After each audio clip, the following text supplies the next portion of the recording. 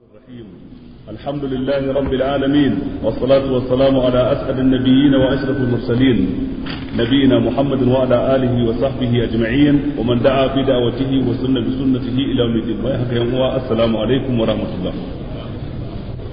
idan ba manta ba yammacin jiya mun tsaya ne a ƙarshen aya ta 20 cikin wannan sura mai albarka suratul baqara. Yau kuma za mu tashi farkon aya ta 20 a yau wannan 21 a yau wannan yammaci na alhamis wanda ya dace da 3 ga watan ramadan a wannan shekara ta 1423 bayan hijira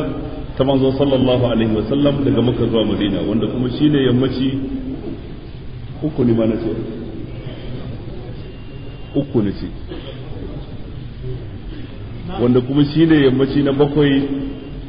ga watan 11 shekara ta 2002 miladiya. mai Allah ya ce أعوذ بالله من الشيطان الرجيم. بسم الله الرحمن الرحيم.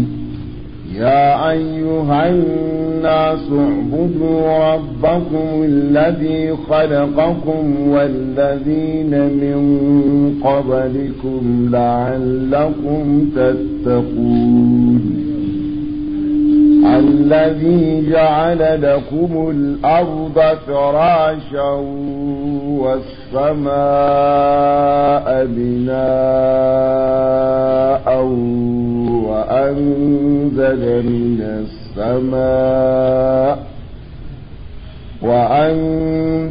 من السماء ماء فأخرج به من الثمرات رزقا لكم فلا تجعلوا لله أندادا وأنتم تعلمون. الله مدوكي يا أيها الناس يا متاني اعبدوا ربكم الذي خلقكم وبوتا تاما ubangijinku wanda shine ya halicce ku wallazina min qablikum kuma shi ya halicci waɗanda suke kafin ku cikin al'ummomi da suka wuce baya a tsawon tarihin dan adam a ban kasa la'allakum tattaqun domin ku zanto masu takawa. allazi ja'ala lakum al-ardha firashan, Allah shine wanda ya sanya muku ƙasa ta zanto shimfiɗa a gare ku, kuna kaiwa ku komo a cikinta, ku yi zirga-zirga a cikinta, ku yi noma, ku gina gidaje, ku kakkafa masana'antu a sararinta.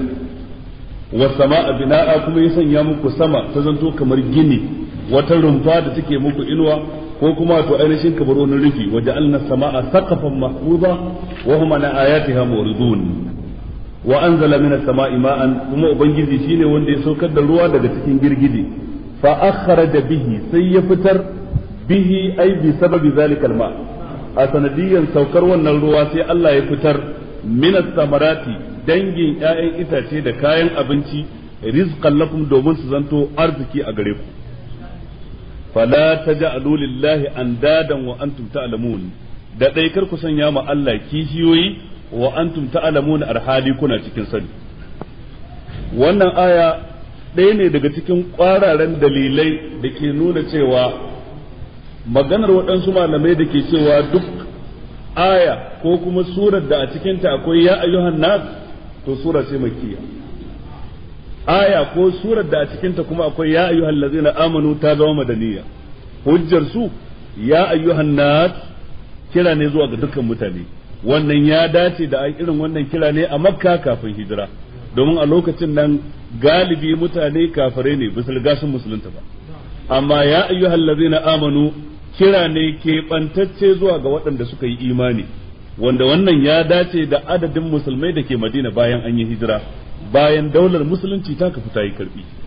to amma wannan magana ce ba mai karfi ba, domin gashi anan Allah na cewa ya ayyuhan nas u'budu rabbakum allazi khalaqakum a cikin suratul baqara, wanda suratul baqara madaniya ce gaba daya bi ittifaqil ulama. ga kuma Allah yana cewa ya ayyuhan nas taqu rabbakum allazi khalaqakum min nafsin wahida وخلق منها زوجها وبث منهما رجالا كثيرا ونساء واتقوا الله الذي تساءلون به والأرحام إن الله كان عليكم رقيبا. أفركم سورة النساء، وأن سورة النساء إتما مدنية باتفاق العلماء. أشي يا أيها الناس باشيني مأون سورة زنتو مكية با kamar yadda ya ayyuhal ladzina amanu ba shine ma'auni na cewa lalle ne sai ta zanto madaniya ba, ta iya zantowa madaniya din. dan haka dai babban abin da ake izina da shi wajen cewa wannan sura makkiya ce ta zanto gaba ɗayanta ko mafi yawa cikin adadin ayoyinta sun sauka kafin hijira, kamar yadda abin da ake lura dan a ce wannan sura madaniya ce ta zanto gaba ɗayanta ko mafiya yawa cikin ayoyinta sun sauka ne bayan hijira, to ta zama madaniya kenan. ya ayyuhan nasu ubudu rabbakum allazi khalaqakum, ubudu rabbakum, ku bauta ma ubangijinku. menene abin da ake kira al-ibada, bauta tana da ma'ana guda biyu. idan mun dauki al-ibada bi ma'ana fi'lul abdi, aikin da bawa zai yi, sa'ilin nan sai mu ta'arifin da bauta da cewa shine at-tazallulu wal khudu'u lillahi ta'ala hubban wa ta'zima. at-tazallulu wal khudu'u lillahi ta'ala hubban wa ta'zima, wato kaskantar da kai ga Allah, risna ma ubangiji ta'ala, risna ma ta karshe domin ganin girmansa, domin jin tsoronsa. Allah ne ake jin tsoro sama da kowa, kuma Allah ake kauna sama da kowa. jin tsoron Allah din nan shine zai sa ka rinka guje ma wutarsa, kaunarsa din nan ita ce za ta sa ka rinka fatan shiga aljannarsa, wanda dama akan waɗannan al'amurra guda biyu ne wato ainihin ake gina ibada, al-khawf war raja. an gane ko wa yad'una na ragaban wa rahaba wa kanu lana khashi'in. al-khawf war raja akan su ake gina ibada. dan haka idan mun dauki ibada bi ma'ana fi'lul abd, wannan shine ta'rifin ta, kaskantar da kai ga Allah subhanahu wa ta'ala, kaskantar da kai din da ya kunshi jin tsoronsa ya kuma kunshi girmama shi Allah din ta'ala. amma idan za mu yi ta'arifin ibada bi ma'ana ma yuta'abbadu bihi, abinda ake bauta da shi, to shine sai a koma kan maganar Sheikhul Islam Ibn Taymiyyah, ismun jami'un li kulli ma yuhibbuhu Allah wa yardahu min al-aqwal wal af'al adh-dhahirati wal batina. wannan idan mun dauki ma yuta'abbadu bihi kas-salati waz-zakati waz-zikri wal-haylalati wal-hawqalati wa hakadha ila akhirih, sai zanto ismun jami'un li kulli ma yuhibbuhu Allah wa yardahu min al-aqwal wal af'al adh-dhahira wal batina. amma idan mun dauki fi'l al-abd shine at-tazallul wal khudu' hubban lillahi ta'ala wa ta'ziman lahu. u'budu rabbakum alladhi khalaqakum, Allah shine wanda ya halicce ku, wallazina min qablikum ya halicce wadanda suke kafin ku, la'allakum tattaqun. lafazin la'alla yana da ma'anoni, amma dai mafiya bayyana ma'anoninsa wanda suka fi kusa sune guda biyu. ko dai mu dauke shi da ma'ana at-taraddi wa tawakkul, fatan san samun abu, wato ku bauta ma ubangijin ku la'allakum tattaqun, kuna masu sa ran za ku zama masu takawa. ba wai shi Allah din ne ke sa rai ku zama masu takawa ba, domin a cikin sa rai akwai shakka kuma ta kore yaqini. Allah ko yana da cikakken ilimin da babu shakka a cikin sa, amma mu yan adam ilimin mu wani lokacin mu samu tabbas, wani lokacin mu samu shakka. da haka sai ake samun tawakku wa taraddi, sai zanto wannan fi ma ya'udu ila al-abd la fi ma ya'udu ila Allah ta'ala, la'allakum tattaqun, domin sa tsammanin ku zama masu takawa. ko kuma dauki la'alla bi ma'ana lamu ta'lil, ay li takunu min al-muttaqin. an gane ku ubudu rabbakum alladhi khalaqakum wal ladina min qablikum la'allakum tattaqun alladhi ja'ala lakum al-ardha firashan was samaa'a binaa'a wa anzala minas samaa'i ma'an fa akhraja bihi minas thamarati rizqan lakum. lafazin ja'ala yana yin ta'addi wani lokaci zuwa ga mafa'ulan bihi guda biyu, wani lokaci zuwa mafa'ulan bihi guda daya. idan yayi ta'addi zuwa ga mafa'ulan bihi guda daya, an gane ko wa ja'ala adh-dhulumati wan-nur thumma alladhina kafaru bi rabbihim. kaga ja'ala adh-dhulumati, kaga ja'ala fi'li din kenan, fa'iluhu damirun mustatirun jawazan taqdiruhu huwa, adh-dhulumati mafa'ulan bihi gashi guda ɗaya ne, wan-nur ma'tufun alayhi. kaga nan gurin ja'ala bi ma'ana khalaqa. amma idan ja'ala ya buƙaci fi'li guda biyu, kamar ja'ala al-maf'ul al-awwal kenan, firashan al-maf'ul ath-thani, kaga ya buƙaci maf'ulan bihi guda biyu, to wannan lokacin sai zanto ma'anahu sayyara. an gane ku ja'ala lakum al-ardha firashan ay sayyara lakum al-ardha kal firash, domin bayan ya halitta ta tana tare sai kuma ya shimfida ta. kaga shimfidawar aiki ne na biyu bayan halittarta, to kaga tasyir kenan, bayan da tana tattare wuri guda sai aka rikida ta aka juya ta kuma aka shimfida ta wal arda ba'da zalika dahaha akhraj minha ma'aha wa mar'aha wal jibal arsaha ila akhiri ja'ala lakum al arda firashan Allah ya sanya muku kasa kamar shimfida was samaa bina'an kuma ya sanya muku sama ta zanto kamar gini. Malamai na kawo wata mas'ala karkashin wannan aya. Mutum da ya rantsa yace wallahi tallahi yau bazan kwana akan shimfida ba sai kwana akan dandamalin kasa ya warware ran kasa ko bai warware ba domin Allah ce ja'ala lakum al-arda firashan Allah ce kasa ya sa mata sunan shimfida shi kuma ya rantsa yace ba zai kwana kan shimfida ba sai kwana kan kasa da nassin alqur'ani wa ja'ala lakum al-arda firashan Allah ya sanya mu kasa ta zama shimfida kafara ta kama shi ko kuwa mutum ne ya rantsa yace wallahi yau ba zan yi amfani da fitila ba sai ya amfani da hasken rana Allah kuma ce tabarakallazi ja'ala fis sama'i burujan wa ja'ala fiha sirajan wa qamaran munira siraj fitila kenan rana da ke dallarowa daga sama Allah ya sa mata suna fitila kace kuma yau wallahi ba zan yi amfani da fitila ba sai kai amfani da hasken rana wajen karanta takarda ko karanta rubutu ko menene ka kai amfani da fitila rantsuwa ta kama shi ko ta kama shi ba ma'ana ka fara ta hauke shi ko ta hauke shi ba waɗansu malaman suka ce tun da dai ya rantsi da wannan abu kuma da nassi na shari'a Allah ya sanya wa ƙasa ta zama shimfiɗa da nassin shari'a Allah ya ambaci rana da sunan fitila kuma ya rantsi ba zai amfani da fitila ba kafara ta kama shi tun da ya amfani da hasken rana haka tun da ya kwanta a ƙasa kafara ta kama shi amma dan su malamai suka ce a'a ana koma ne zuwa ga urfi saboda akwai ka'ida ta usulul fiqh da take cewa al'ada muhakkama a urfi yadda muka saba magana mu yan adam idan nace zan yi amfani da fitila ina nufin rana ne ina nufin fitila da ake kunnawa rana ko ba mu muke kunna ta ba idan nace na shimfida ko na kwana akan shimfida a urfin mu yadda muka saba yin magana a cikin al'adunmu da maganganunmu me muke nufi da shimfida irin wanda kai ka shimfida da kanka ba kasa ba dan haka da wannan ake hukunta mutum waɗansu malamai ko cikin mazhabar malikiya suka ce a sai a bincike shi niyyarsa lokacin da kai ce wallahi tallahi ba zan kwana kan shimfida ba ka halaro har kasa ma ba za ka kwana kanta ba dan ita ma Allah ya sa mata suna shimfida in aniyar ka dauki umumi yanzu ka kwanta akan kasa ka fara ta kaba domin al-ibratu bil maqasidi la bil alfazi innama al-a'malu bin niyyati al-umur bi maqasidiha alladhi ja'ala lakum al-ardha firashan wa anzala min as-sama'i ma'an fa akhraja bihi al-ghayru da dawa da masara da sunan su ar-rizqu tun Allah ce fa akhraja bihi min ath-thamarati rizqan lakum sunan su arziki kaga kenan amfanin gonar da ke fitowa shine ma arziki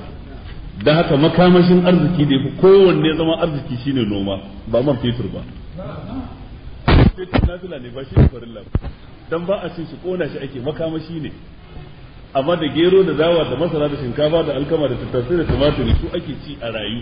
su suke gina jikin dan adam ba man fetur ba dan haka arziki in ana so a auna cewa jiha tana da arziki ya danganta yadda take da noma da kiwo kasa tana da arziki ya danganta yadda take dogara da kanta wajen ciyar da kanta ta yadda ba sai ta yi fataucin kayan abinci ba daga waje dan abinda Allah ya sanya mu arziki shine wannan afalam yanzuru ila samai fawqahum kayfa banaynaha wa zayyanaha wa ma laha min furuj wal arda madannaha wa alqayna fiha rawasiya wa anbatna fiha min kulli zawjin bahij tabsiratan wa zikra li kulli abdin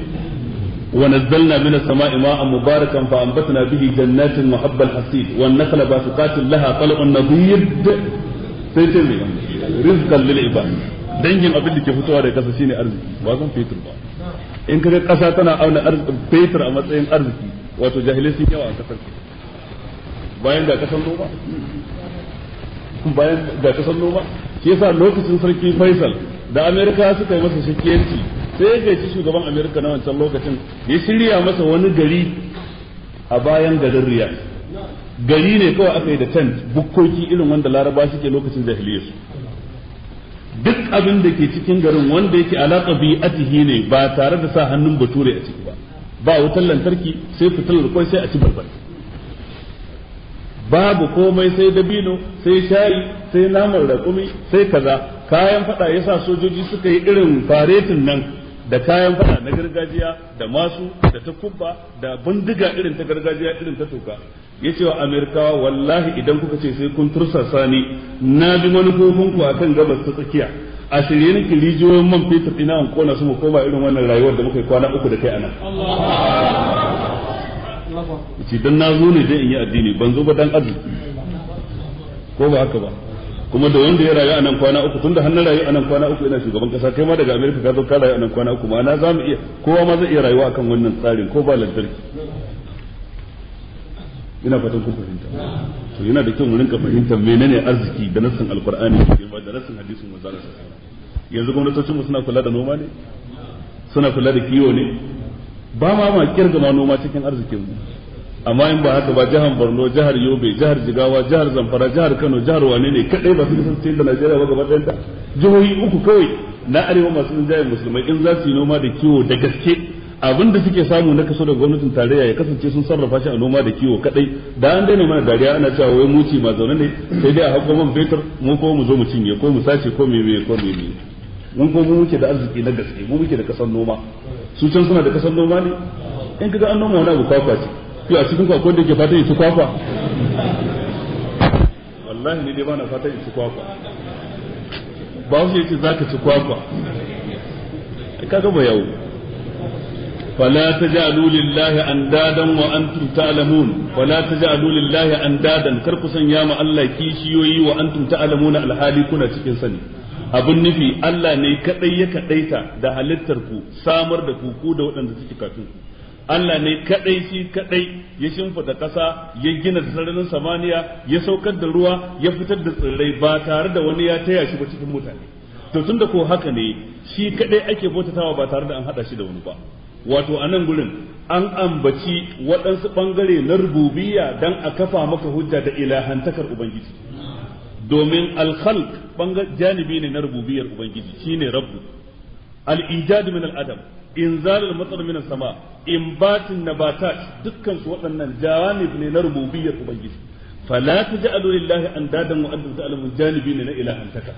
irin yadda ya wance shi kadai to kai kuma sai ka bautata masa shi kadai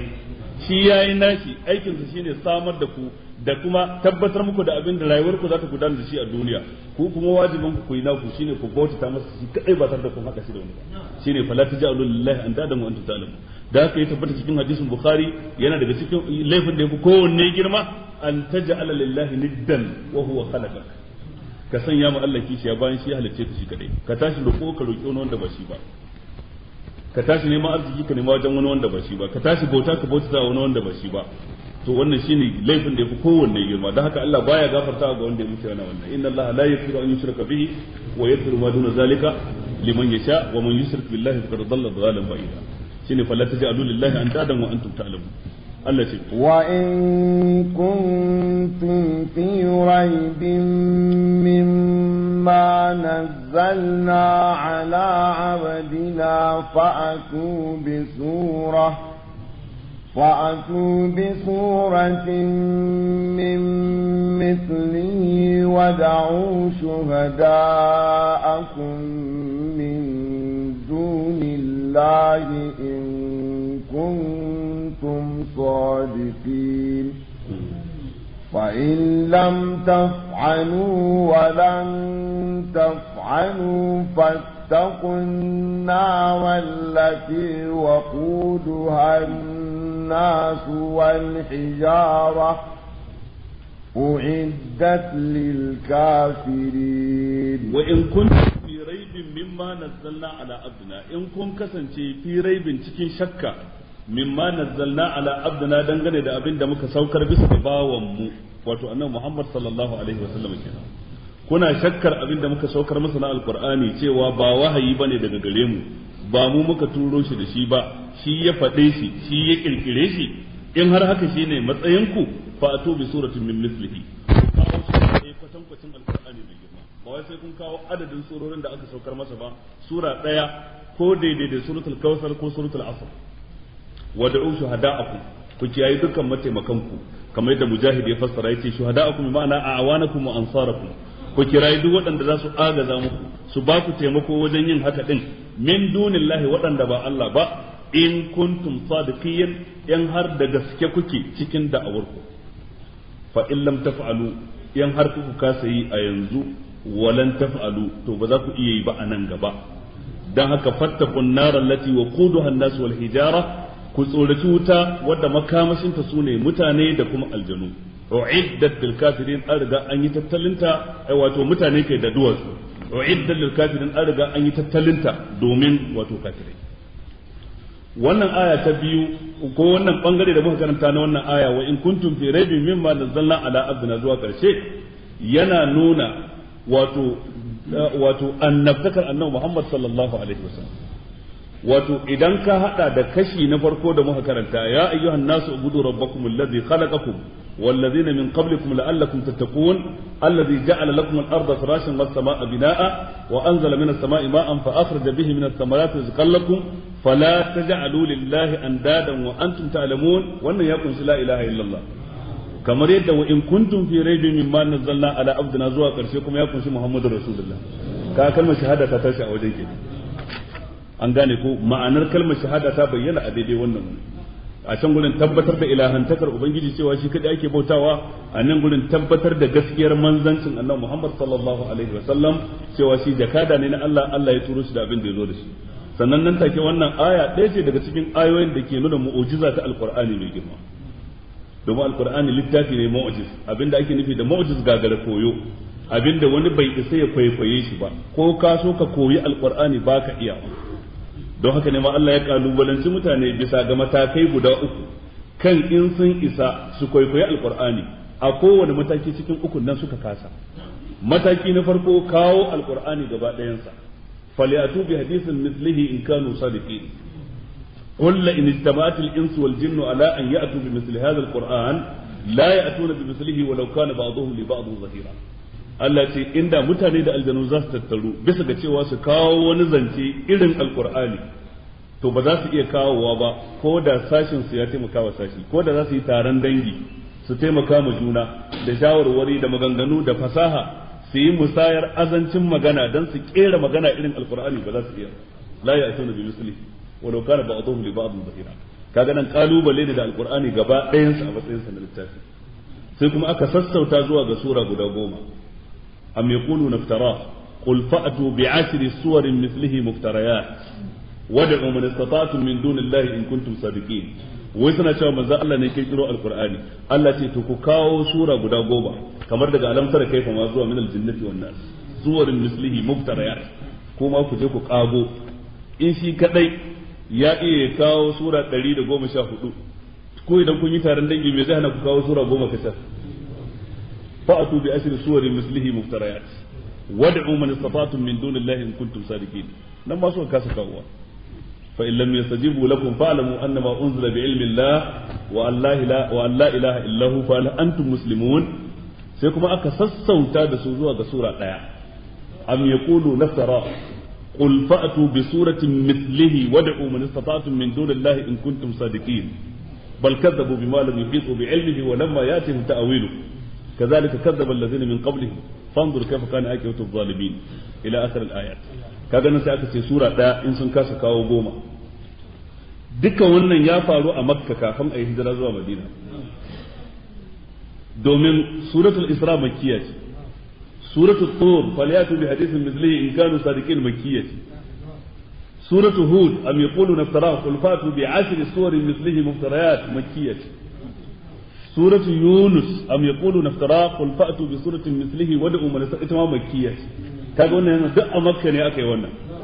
Hikimar yin haka a Makka shine lokacin da aka fi kalubalantar manzon Allah, Larabawa suka fi kokarin bice hasken da ya zo da shi, yuriduna li yutfi'u nurallahi bi afwahihim. A lokacin inda suna da dama na su ansa wannan kiran da sun fito fili, amma ba su ansa kira ba. sai suka yi sai dai barazana launa sha'ul qulna bisal hada in hadha illa asatirul awwal. ai in mun ga dama zami to ku ga damar mana. to da aka zo Madina a madadin sai an maimaito kawo Qur'ani gaba daya, kawo sura 10, sai aka dauki mataki na karshe kawo sura daya aka maimaita maganar a Madina. wa in kuntum fi raibin mimma nazzalna ala abdina fa'atu bi suratin min mithlihi wad'u shuhada'akum min dunillahi in kuntum sadiqin. hikimar maimaita shi a Madina, mutanen da ke Makka Qurayshawa da Banu Quza'a da waye da suke Makka, a Madina kuma Ausu da Khazraj kila inda an yi shiru ba a ce musu komai ba sai su dauka wannan kalubale din da alqur'ani ya shafi mutanen Makka kadai to sai aka yi ta a Madina su ma in sai su kawo ba su kawo ba to da ba su kawo ba sai kuma Allah ya kalubale su duniya gaba daya fa in lam taf'alu wa lan taf'alu yani in lam taf'alu fil madi lan taf'alu fil mustaqbal in ko kasa kawowa a je da shekaran jiya to da gobe da jibi da gata ba za ku iya kawo ba har kiyama ta tsaya har yanzu da alqur'ani idan akwai wanda ya sai kawo duk duniya babu wani tsari a ban kasa a yau tun daga kwaminisanci har zuwa ga tsarin demokaradiyya in ta fuskar mulki ne ko tsarin capitalism in ta fuskar tattalin arziki ne face sai wannan tsarin yana da nukiliyar da suke kare shi Qur'ani ne kadai bai da nukiliya ba nukiliyar da kare shi yau America da karfin nukiliya take wajabta wa mutane demokaradiyya bayan mustahabbanci ba wajibi America take tilasta mutane amma ga alqur'ani yana ta tafiya yana ta yaduwa ba inda ma musulunci ke yaduwa gaba ɗaya irin America din musamman kuma bayan rikicin 11 September zuwa yau wanda ke nuna da karfin Allah qur'ani yake tafiya dan da karfin dan adam ne ina dan adam ina karfin nukiliya din da musulmai ke da ita a hannun su amma ga shi qur'ani na ci kuma sau nawa kullun za a karanta suratul fatiha in kawai sallan farilla kake banda nafila so 17 kake mai ta fatiha a yau idan kana da yaro dan shekara 5 da ya iya karatu in ya tashi ne karanta fatiha sai ya ji hankalinka ka saurare shi wani nobel ne ko wace jarida ko wani littafin tatsuniya za ka karanta so 3 bai gimshe ka ba kai za ka sayo jarida da wani ya ce ba ne in gani a ofis ka ce da Allah ka bari yanzu na saya ban karanta ba headline din ka gani ka saya da ka karanta so ɗaya so biyu shikenan washe gari sai mu ganta a wajen mai kosai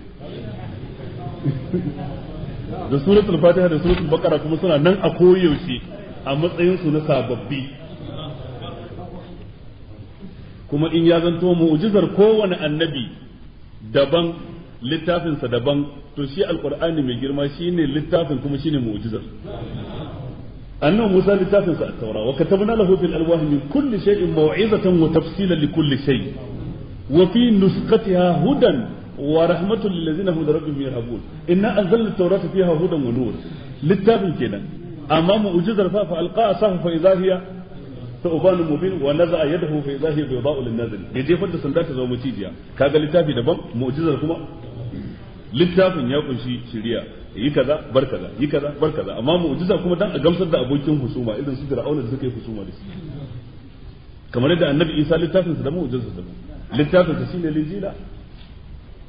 amma mu'jizar sa wato rayar da matacce da izinin ubangiji warkar da mai ciwon makanta da izinin ubangiji ya dauki tabo yayi kamar tsuntsu da shi ya busa kaga ya tashi furr tsuntsu ya tashi duk da izinin ubangiji kaga mu'jizar daban littafin daban haka annabi Dawud mu'jizar sa daban littafin sa daban annabi Sulaiman mu'jizar sa daban littafin sa daban amma annabi Muhammad sallallahu alaihi wasallam littafin sa shine mu'jizar kuma shine littafin shi alqur'ani shine wanda ya kunshi rukunin imani walakin albirra man amana billahi wal yawmil akhir wal malaikati wal kitabi wan nabiyina inna kulli shay'in khalaqnahu biqadar rukunin musulunci sun cika sallah aqimus salata zakka wa atuz zakata azmi kutiba alaykumus siyamu kama kutiba alal ladina min qablikum shi ya kunshi komai da kasuwancin da noma da komai kuma nan take kuma shine mu'jizar aka ce ku kawo irin su in za ku iya irin yadda a da aka kasa kawo sandar annabi Musa to a yau kuma ba za a iya kawo irin alqur'ani ba irin yadda a da aka kasa kwaikwayon annabi Isa wato lokacin da ya warkar da mai ciwon makanta ya rayar da matacce da izinin ubangiji to a yau ba za a iya kwaikwayon alqur'ani shi ne littafin shi ne mu'jiza to bambanci shi alqur'ani da sauran mu'jizozi sun faru ne a wani lokaci na tarihi wanda yayi zamani da annabawan ya gani wanda bai gani ba labari kawai yaji yanzu nan bamu ga sandar annabi Musa ba bamu ga hannunsa yana kyalli ba qur'ani ya bamu labari mu gaskata amma shi ko alqur'anin annabi Muhammad sallallahu alaihi wasallam da ya kawo sai ya tafi ya bar shi gashi nan sunan shi mu'jizar bayan ya tafi ma littafin yana shi ne wani sai ja annabiyuna bil ayati fansaramat wajitana bi kitabin ghairi munsarimi ayatuhu kullama qala al mada jududun yaziduhun da jamal al itiki wal kidab ma'ana yau da gobe karawa alqur'ani kawa da kyau take ba tsufar da alqur'ani take ba dan ya dace da kowane zamani ya dace da kowane yanayi ta kaga wannan ita ce shiriyar mu da ya kamata mu gamsar da duniya ta karba muka kasa gamsar da duniya ta karba wannan sakon ya kamata mu isar wa duniya da yaran da duniya take ji in muna nan gurin in zamu yi da Hausa in zamu yi da Fulatanci zamu yi da Kanuri zamu yi da Babar in muna Faransa mu da Faransanci in muna Ingila mu da Turanci in muna ina ne a samu marubuta a samu zakakurai a samu matasa da za su bayyanar da musulunci da yaran da ya dace mutumin yau ya karbe shi. Amma sai kasance cewa waɗansu daga cikin waɗanda suka haddace wannan din ba su san irin wannan kimar da matsayin da Alkur'ani ke da shi ba, wa bitali ko ba su san irin kimar kansu ko matsayin su. Ina fata an fahimta. Wato raunin da duk musulmai suke da shi yau a duniya wato ya tattara ne wajen jahiltar mai Alkur'ani ya zo da shi. Inda mun yi wa saƙon da Alkur'ani ya zo da shi kyakkyawar fahimta mun sa shi cikin aiki ba za mu samu kanmu cikin kaskanci da muke ciki ba. Kuma yanzu gyaran da ake samu da farfadowa da ake samu ai samuwar waɗansu ɗaiɗaikun mutane ne da suke aikata musuluncin a aikace suke kyautata fahimta su game da musuluncin ba fahimta ta gargajiya ba fahimta ta mun gada ba a'a fahimta ta kayi karatu dan ko mun gadan ka in baka karanta ba shirme kake mun gada ya zama shirme kenan ka karanta kai bayani a jimana wannan shine abin da ake bukata fa in lam taf'alu wa lan taf'alu fattaqun nar allati waqudaha an-nas wal hijara uiddat lil kafirin lafazin uiddat ibn kasir yace dalili ne kan cewa a yanzu da muke magana din nan wuta akwai ta domin an ce uiddat fi'l madhi ne mabni lil majhul lil kafirin an riga an tanade ta wato ainihin ba wai nan gaba ne za a tanade ta ba haka kuma aka faɗa gaba da aljanna wasari'u ila maghfiratin min rabbikum wa jannatin arduha as-samawati wal ardu uiddat lil muttaqina kaga ita ma uiddat an riga an tanade ta dan kuma hadisi ya tabbata cikin bukhari da wuta da aljanna suka tattauna da juna wuta tace ni kan waɗanda za su shige ni ran tashin kiyama sune aljabbaruna wal mutakabbirun aljabbarun azzalimai kasir gumin yan fashi ko azzaliman masu mulki masu danna kudin talakawa su cuce su ko su gallaza wani ko su daure wanda suka ga dama ko su kashe wanda suka ga dama irin dictators din nan ad-diktatoriyun irin waɗannan aljabbarun kenan sai almutakabbirun masu girman kai mai girman kai ko dan yana da kuɗi ko dan yana da sarauta ko dan yana da mulki ko dan yana da kyan jiki mutum ya rika girman kai haka kawai yana wa kowa kallon hadarin kaji ya kalli kowa a rere kowa banza da shi kaɗai ne mutum wuta ta ce to irin waɗannan su aka halicce ne domin su aljanna ko ta yi bayani ta ce ni ko waɗanda za su ga cikina su ne ad-du'afa wal masaki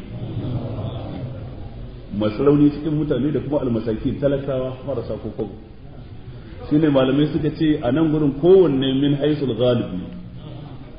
wato min haisul ghalib waɗanda ke cikin aljanna su ne ad-du'afa al-masaki amma a iya samun waɗansu ɗaiɗaikun masu kuɗi da suka yi aiki da dukiyarsu wajen ciyar da musulunci gaba su ma su samu su shiga aljanna Usman ba mai kuɗi bane ba sai zina Abubakar ba mai kuɗi bane ba Umar dan Khattab ai duk kasar gomen yan kasuwa ne Abdurrahman bin Auf babban mai kuɗi ne amma su ne mutum goma farko da manzon Allah ya lissafa cikin aljanna din to amma da wuya ne kaga mutum yayi kuɗi ya tsare hakkin Allah sai wanda Allah ya wa gaban kasa da wuya ne mutum yayi kuɗi bai girman kai ba da wuya ne mutum yayi kuɗi bai wulakanta mutane ba da wuya ne mutum yayi kuɗi bai raina mutane ba wani har iyayensa sai ya raina har yayansa har kannansa daga lokacin da yayi kuɗi yayi juyin mulki a gidan ma'ana a ruwan sanyi fa ba wai cewa ya kwace matsayin mahaifinsa ba amma ko dai mun aure ka dace a ce sai ka bari sai wani ya zo daga Abuja ko ya zo daga Lagos ko ya zo daga ina ne ma'ana uban bai sai yanke shawara ba saboda bai da wuri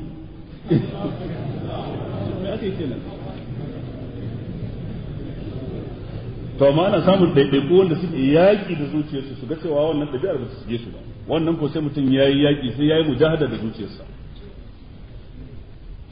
fattaqun nar allati waqudaha an-nas wal hijara da wuta da aljanna da suka faɗa wannan magana sai Allah madaukakin sarki ba su ansa yace ke wuta azaba ta ce da ke nake yin azaba ga wanda na so ke aljanna rahama ta ce da ke nake jin kan wanda na so walikilai kuma alayhi bil ufa kowace sai na cika ta da waɗanda suka cancanta su ke cikin ta sai Allah ka tsira da mu daga wuta ka shigar da mu aljanna Allah ta bi wa bashiril ladina amanu wa amilus salihati anna lahum jannatin tajri min tahtiha al-anhar كلما رزقوا منها من ثمرة رزقا قالوا هذا الذي رزقنا من قبل وأتوا به متشابها ولهم فيها أزواج مطهرة وهم فيها خالدون الله يقول وبشر الذين آمنوا كي بشارة وأن سكي إيماني وعمل الصالحات سكي أيكي ندري يمس بشارة سوى أن لهم جنات تجري من تحت الأنهار cewa lallai suna da waɗansu gonaki domin lafazin janna suna nufin gonaki ko lambuna gona wadda ke da kayan marmari a ciki to aljanna haka take bayan gidaje na kwana a ciki cike take da kayan marmari da lambuna da itace masu ban sha'awa da yayin itace waɗanda suke masu daɗi yi musu bishara anna lahum jannatin tajri min tahtiha al-anhar suna da waɗansu gonaki waɗanda koramu ke gudana karkashin itacen su kullama ruziqu minha min thamaratir rizqan lokacin da duk aka arzuta su da wani ɗan itace rizqan wani irin arziki aka kawo musu shi cikin aljanna qalu hadha allazi ruzqana min qabl sai su ce irin wannan ne aka ba mu dazu ma'ana launi a gani ido iri ɗaya ne amma ɗanɗano a baki kuma ya sha bamban da dan haka da an kawo musu wani ɗan itace yanzu sun ci idan an jima za a kawo wani sai su ce wannan ayirin na dazu ne dan suna ganin launin kamar iri ɗaya ko suna ganin girman sa iri ɗaya amma sai sun ci sai su ga sun sha bamban da an gane ko hadha allazi ruzqana min qabl wa tubihi mutashabiha za a zo musu da shi mutashabihan mai kama da juna ta hanyar ganin ido lakinnahu mukhtalif bi ta'am wajen ɗanɗano ko ya sha bamban da juna to wannan sune abin da ake yin bishara ga duk wanda yayi imani ya aikata aiki da kai imani da rukunansa imani da Allah imani da mala'iku imani da manzanni imani da littattafai imani da ranar tashin kiyama imani da kaddara bisa ga koyarwar alqur'ani da hadisan manzon Allah sallallahu alaihi wasallam ko mutum ya aikata aiki na gari aiki na gari shine dukkan aikin da ya dace da koyarwar annabi sallallahu alaihi wasallam babu ragi babu kari dan Allah baya karban aiki sai wanda annabi ya koyar dan haka manzo Allah ce man ahdatha fi amrina hadha ma laysa minhu fa huwa radd a wata riwaya man amila amalan laysa alaihi amruna fa huwa radd dan haka sharadin karban aikinka ya zanto ya dace da koyarwar annabi Muhammad sallallahu alaihi wasallam an ce ai musu bishara da al-anhar haka Allah ya ambaci anhar a nan gurin a dunkule amma cikin suratul Muhammad ya bayyana fiha anharun min ma'in ghairi asin wa anharun min labanin lam yataghayyar ta'amu wa anharun min khamrin ladhatin lisharibin wa anharun min 'asalin musaffa wa lahum fiha min kulli thamarat wa maghfiratun min rabbihim wato sune koramun da ke ciki koramu na ruwa wanda yake garai ba tare da ya gurbata da komai ba koramu na madara koramu na zuma koramu na giya wanda ba mai bugarwa ba koramu na kaza yadda aya ta bayani wato daban-daban kowanne gulbi ne ko korama ce mai zaman kanta wanda wannan ke nuna ni'ima daga cikin ni'imomin aljanna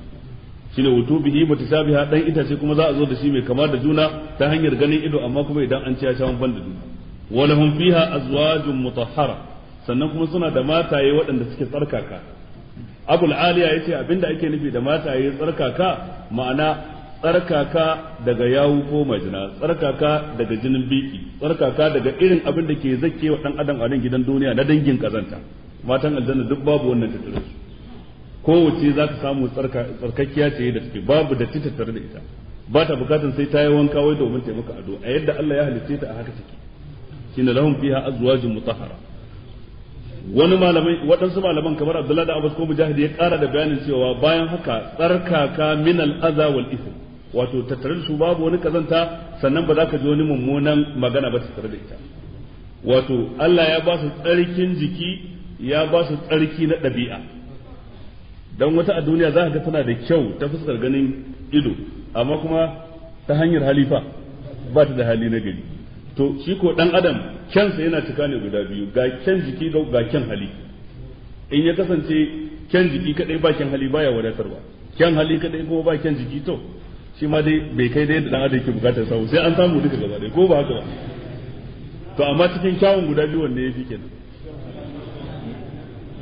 kyan hali ko kowa zai iya faɗin haka amma sai ya tashi neman aure za a gani amma wajen faɗa da daɗin faɗa a baka kuma haka ne kyan hali ce bi domin kyau na halitta mace tana maka farjini ne kafin ta zo gidanka in ta zo gidanka duk kyawun halittanta kuma ba zai maka farjini ba sai kuma in kyawun halitta ne zai rike ta ina fata an fahimta wani tun daga menene shahrul asal shikenan ya riga ya daina ganin kyanta ma'ana daga riga an wuce honeymoon din nan shikenan an riga ya daina ganin kyanta to amma kyawun hali shine abin da ya kamata mata su kula da shi da wannan kuma matan aljanna suka kade ta dan siffofin da Allah ya ba su bayan kyawun halitta hurun inin ka misalin lu'lu'il makanuna jaza'an bima kanu ya'malun lam yudbisuhunna insun qablahum wala jan kuma sai aka siffanta su da cewa qasiratut tarf lisu qasiratut tarfihinna qasiratut tarf lam yudbisuhunna insun qablahum wala jan qasiratut tarf wanda idan su da rantsa ba sa kallon kowa sai mijinsu kaga kyan halidin kenan sannan ba ta yin wata mummunan magana ga mijinta sai da dadar magana kaga duk wannan kyan hali ne kenan walahum fiha azwajun mutahhara wa hum fiha khalidun kuma suna masu dawoma a cikin ta wato ana nufin su ɗan aljanna suna masu dawoma a cikin ta irin yadda aka kyautata matan ciki haka su ma mazan za a yi musu ado domin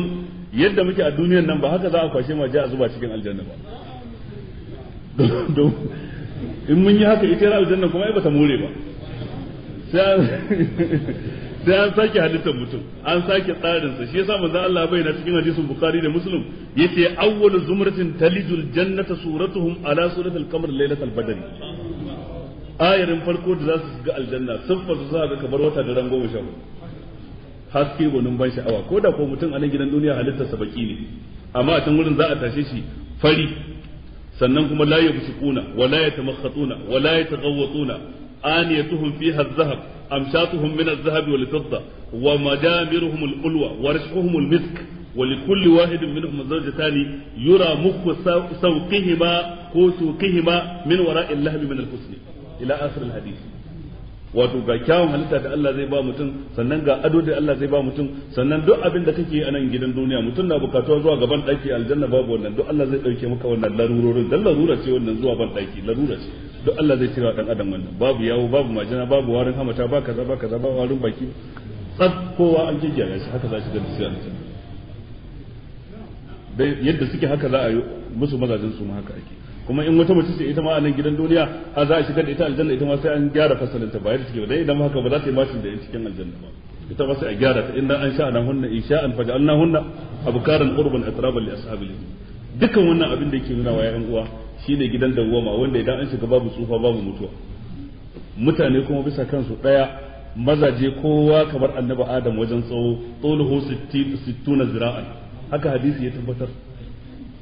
babu gajere babu wani abin nan da su ba wanda za a ce dogon su yayi yawa ba wanda za a ce dan gajere ne ballantana wada babu wada a aljanna mutane kansu ɗaya gwanin ban sha'awa da rausaya gwanin ban sha'awa kowa haka to abinda wannan ke nuna innal ladzina amanu wa amilus salihati kanat lahum jannatul firdaus nuzula khalidina fiha la yabghuna anha hiwala innal ladzina amanu wa amilus salihati wa akhbatu ila rabbihim ulaika ashabul jannati hum fiha khalidun innal ladzina amanu wa amilus salihati sayaj'alu lahum arrahmanu wudda sai imani sai aiki na gari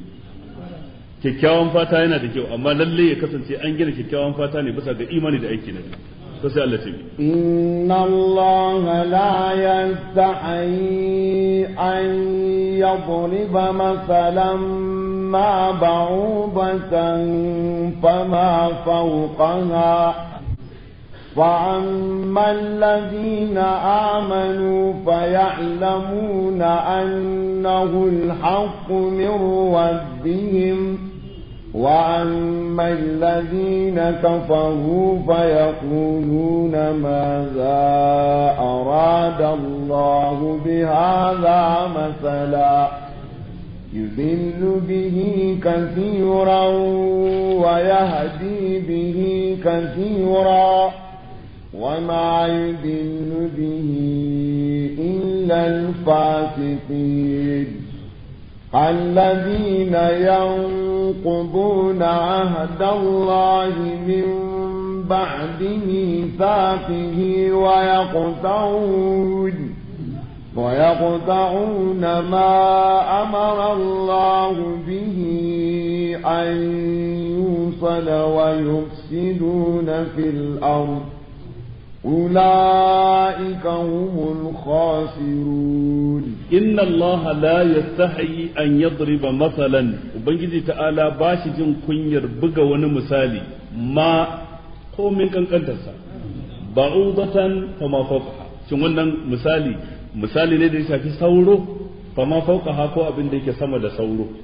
wajen girman halitta ko abin da yake sama da sauro wajen kankantar halitta,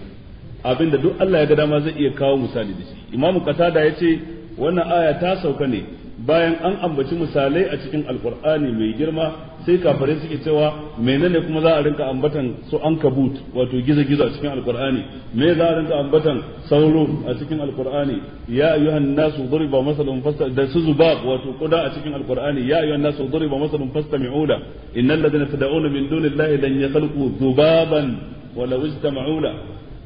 مثل الذين اتخذوا من دون الله أولياء كمثل العنكبوت اتخذت بيتا وإن أوهن البيوت لبيت العنكبوت لو كانوا يعلمون. سمع أنبتا wani gidan gizo wani ambatan sauro wani ambatan mai cikin alkur'ani sai Allah yake bayar musu da martani. Waɗansu malaman suka ce a'a misalai guda biyun da aka ambata ne munafikai suke zargi dan me aka buga wannan misalai.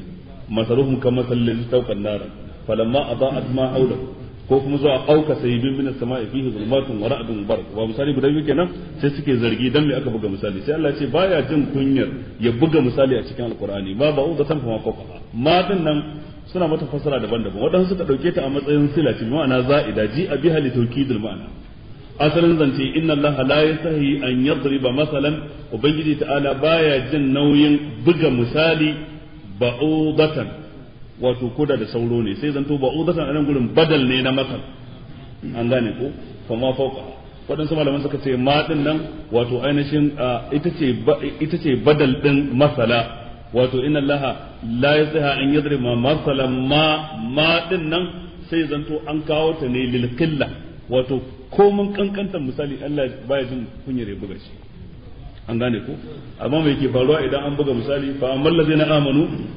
fayalamuna annahu alhaqqu min rabbihim wadanda suka yi imani suna da tabbas cewa wannan gaskiya ne daga wurin ubangijin su Allah ya buga misali dan a kusanto musu da nesa dan su yi imani misali ubangiji ta'ala na halakar da yawa daga cikin mutane kuma da wannan misali Allah madaukakin sarki yana shirye da yawa daga cikin mutane wa ma yudhillu bihi illa alfasiqin ba wanda Allah ke halakarwa ko ya fitar da su face sai fasikai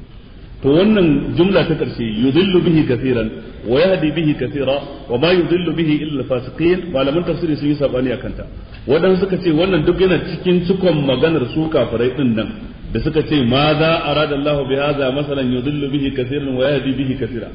me yasa Allah yake nufi da irin wannan misali wanda ya rikitar da mutane wadansu sun halaka wadansu sun shiryu wadansu suka ce a'a inda maganar kafirai ta tsaya shine ma za arada Allah bi hadha masala cikon can yudhillu bihi kaseeran wa yahdi bihi kaseera khabarun min Allah ta'ala labari ne Allah yake barwa wa ma yudhillu bihi illa al-fasiqin alladhina yanquduna ahda Allah min ba'di mithaqi wato sune waɗanda kamar wani ya tambaya su wane ne fasikai sai Allah ce alladhina yanquduna ahda Allah min ba'di mithaqi sune wanda suke warware alkawalin Allah min ba'di mithaqihi bayan karfafa shi ta hanyar rantsuwa ana karfafa alkawali imma ta hanyar maimaita zance kai taukidi lalle na maka alkawali zan maka kaza ka karfafa shi kenan ko kan na maka alkawali wallahi zan yi maka kaza ko zan baka kaza kaga rantsuwa ka karfafa shi kenan min ba'di misaki wa yaqta'una ma amara Allah bihi an yusala kuma suke yanke abinda Allah ya alkawalin asadar da shi abinda Allah ya alkawalin asadar da shi shine zumunci kamar yadda da yawa daga cikin malaman tafsiri suka fassara aya waɗansu malaman kuma suka ce a ya katsa wani ma'amar Allah biyu an yusala yanke abin da Allah alƙawarin a sadar da shi wato imani da dukkan annabawa don Allah bai yadda ba a yi imani da wani sashi na annabawa a kafirce wani sashi dole a yadda da su duka a matsayin su na annabawan Allah ne amma yahudu kaga sun yadda dukkan annabawa har zuwa ga annabi Musa amma ba su yadda da annabi Isa ba su yadda da annabi Muhammad sallallahu alaihi wasallam kamar da nasara sun yadda dukkan annabawa har zuwa ga annabi Isa amma ba su yadda da annabi Muhammad sallallahu alaihi wasallam kaga waɗannan yaqta'una ma amara Allah bihi an yusala suna yanke abinda Allah yake son a sadar da shi yayi umarnin a sadar da shi wa yufsiduna fil ardi kuma suna yin fasadi a ban kasa Allah ce ulaika humul khasirun irin waɗannan sune hasararru daya daga cikin manyan tabi'ai Abul Aliya yace siffofi guda shida siffofin munafikai ne idan har sun sami iko sai sun bayyana da su cikin mutane na farko idza haddathu kazabu in sun yi zance a ga sun yi ƙarya na biyu wa idza wa'adu akhlafu in sun yi alƙawli a ga sun saba na uku wa idza atuminu khanu idan an yi alkawali da su kuma za su wato idan an ba su amana za su ci sannan na gaba wa naqadu ahda Allah min ba'di misaqihi za su warware alkawalin Allah bayan ko sun karfafa shi na abu na gaba wa qata'u ma amara Allah bihi an yusala wato abu na biyar kenan wato za su yanke abin da Allah alkawalin asadar da shi na shida wa afsadu fil ardi kuma sukan yi fasadi a ban kasa shine wa yufsiduna fil ardi ulaika humul khasirun fasadi a ban kasa kuma shine mutum yayi wani abin da zai cutar da yawa daga cikin mutane ba wai mutum ɗaya ba gurbata mutane ruwan shan su wannan fasadi ne a ban kasa ha kuma sayar da muggan kwayoyi fasadi ne a ban kasa sayar da giya sayar da dukkan wani kayan maye wannan yana cikin fasadi a ban kasa fashi da makami fasadi ne a ban kasa to dukkan wannan ba sifa ce ta mummune ba masu yin irin wannan munanan sufofi Allah ce ulaika humul khasirun sune waɗanda suke hasararru Allah tsare mu كيف تكفرون بالله وكنتم أمواتا فأحياكم ثم يميتكم ثم يحييكم ثم إليه ترجعون والذي خلق لكم ما في الأرض جميعا ثم استوى إلى السماء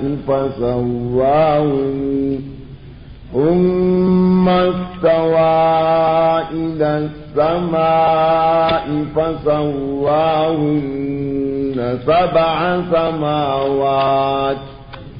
وهو بكل شيء عليم ubangiji kaifa takfuruna billah ta yaya kuke kafircewa Allah madaukakin sarki wa kuntum amwatan alhali kun kasance matattu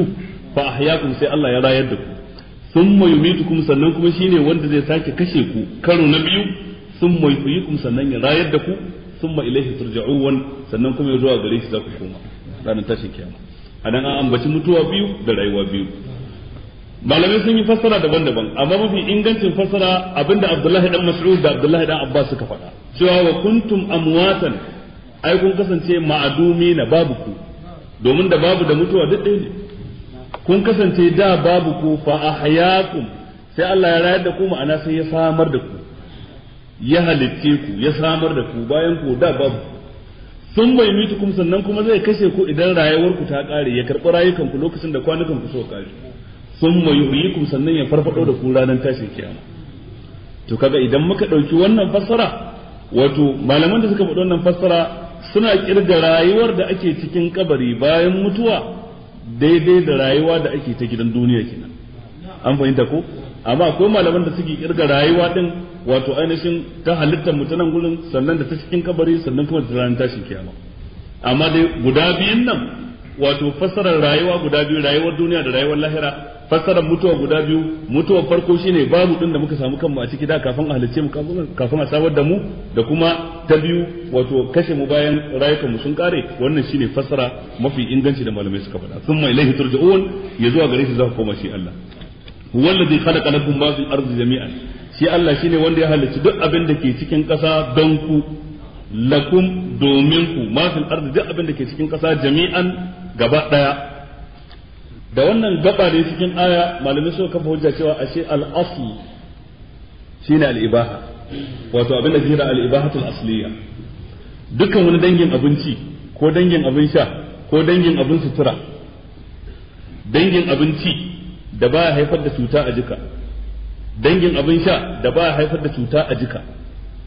kowane iri ne asalin hukuncinsa a shari'a shine halacci an gane ko ba wai sai ka nemi aya da ta halatta maka shi ba abin da yake haramun shine ke bukatar nassi halal yana nan akan asali na halacci dan yace huwa allazi khalaqa lakum ma fil ardi jami'an kamar yace wa sakhkhara lakum ma fis samawati wal ardi jami'an min inna fi zalika laayatin liqaumin yatafakkarun wato al-ibaha ne asalin sa shi yasa idan kuka lura dangin abin da aka halatta na ci da sha da tufafi da dangin abin da aka haramta na ci da sha da tufafi haram din su suka fi zama kaɗan halal ya fi yawa dan da ka tashi me aka haramta cikin abin sha zaka ce giya sai me sai dukan wata guba ko wani poison da zai cutar da mutum sai me sai kaza sai ka samu ki da dagaggun abubuwa ne amma wanda aka halatta fa na sha ba za su girgu ba an gane ko da lemo da kunun zaki da zoforodo da coca cola da maltina da ovaltine da waye dukkan wani abin sha da wanda za a jika da wanda za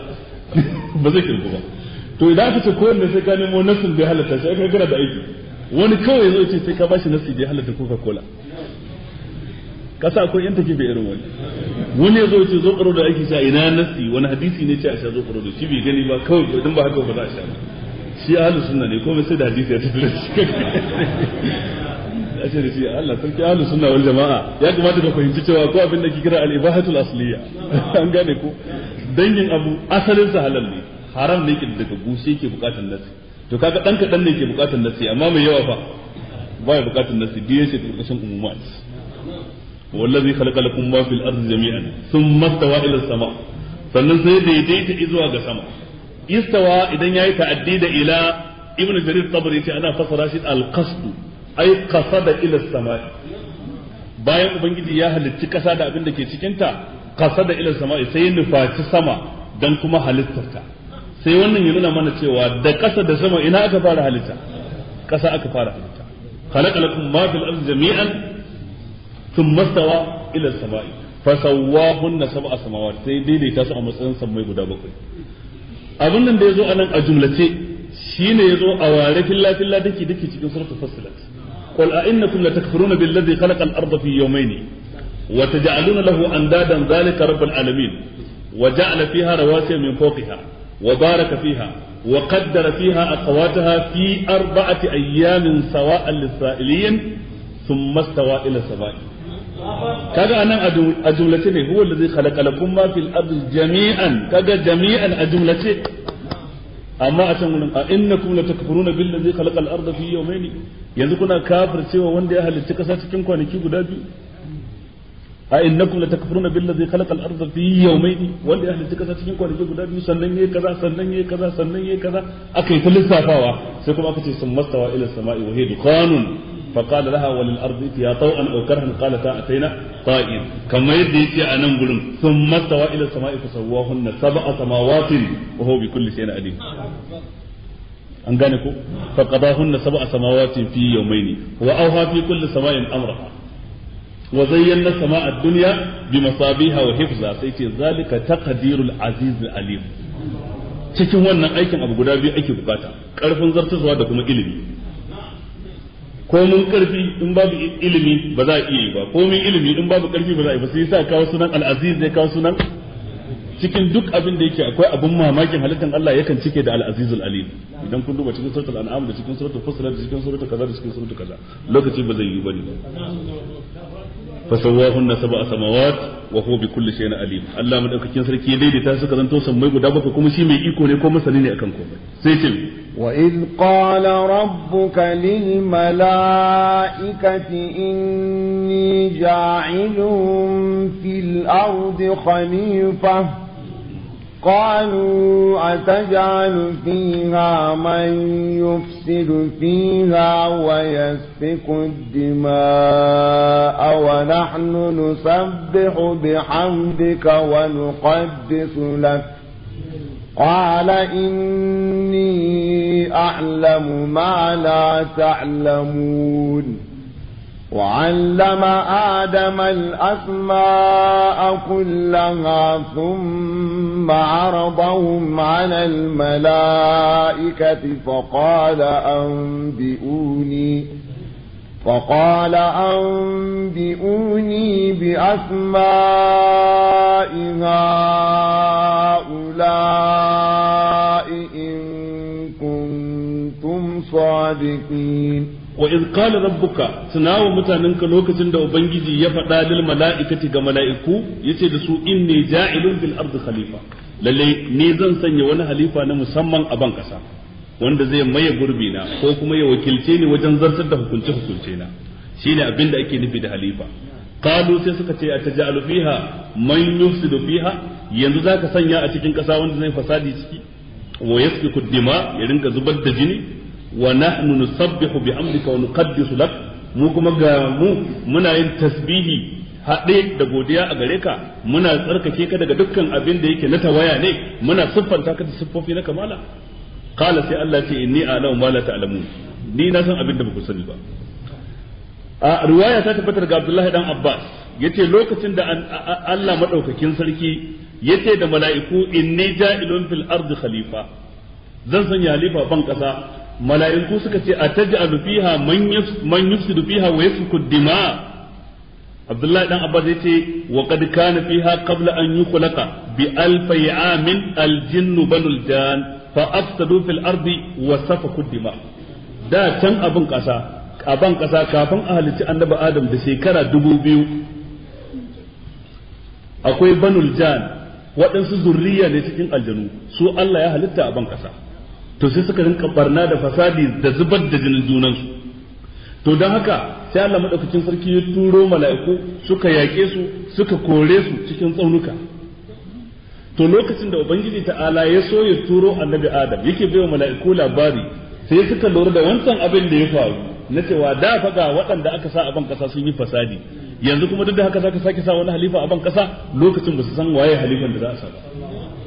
da haka sai suka yi izina da waɗanda suka yi fasadin nan da cewa to ai yanzu ma in zaka sa wani shi ma zai fasadi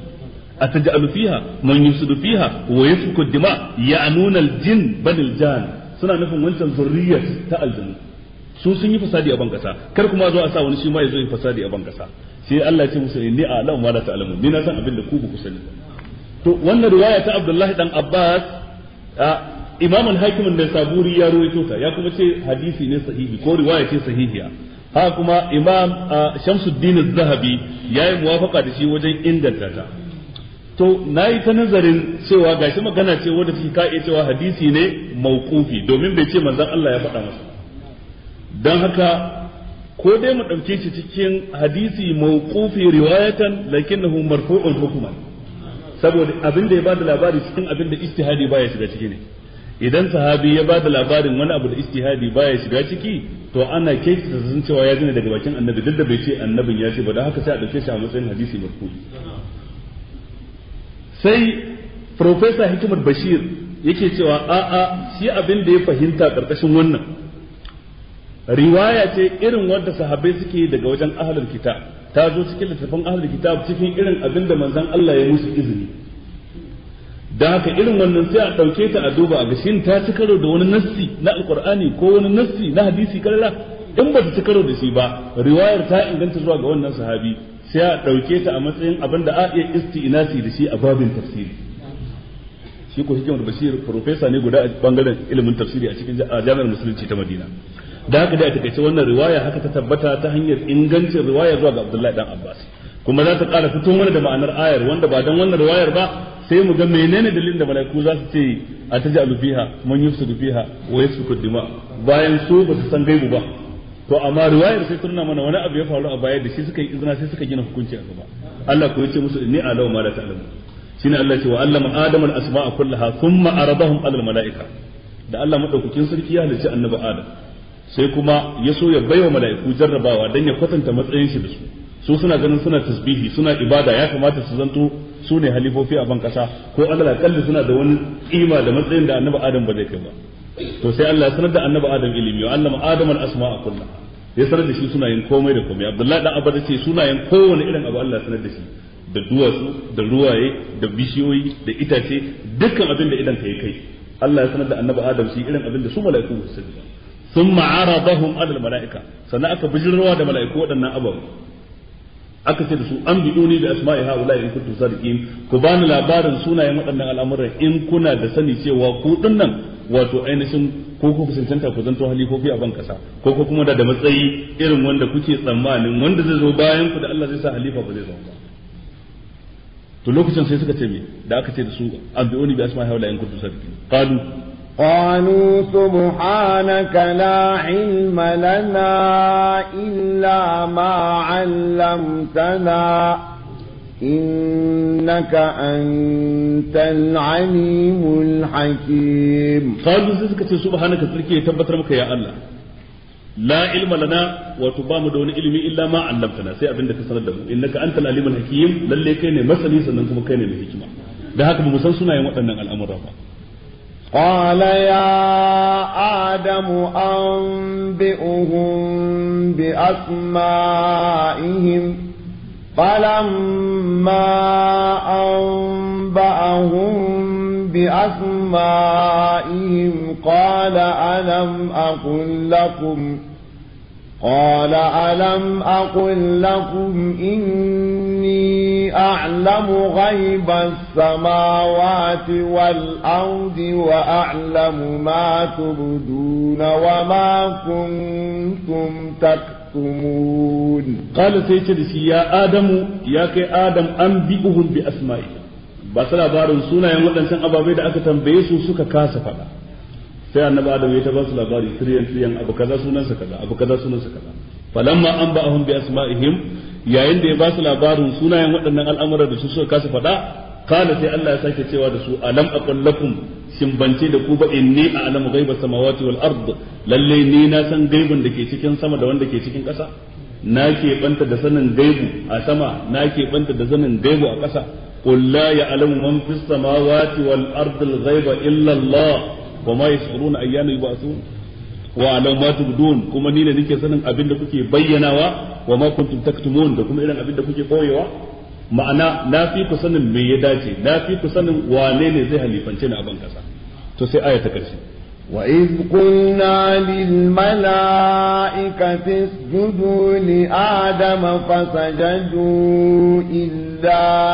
إبليس أبى واستكبر وكان من الكافرين. وإذ قلنا كما كتنا لوكة دمك للملائكة قسوا ملائكة اسجدوا لآدم ويسجد على النبي آدم fasajadu gaba ɗayan su sai suka faɗi suka yi sujada ga annabi Adam illa iblis ne kadai yake aba shi yaki ya sujada wastakbara kuma yayi girman kai wa kana minal kafirin kuma ya kasance wato ainihin cikin kafirai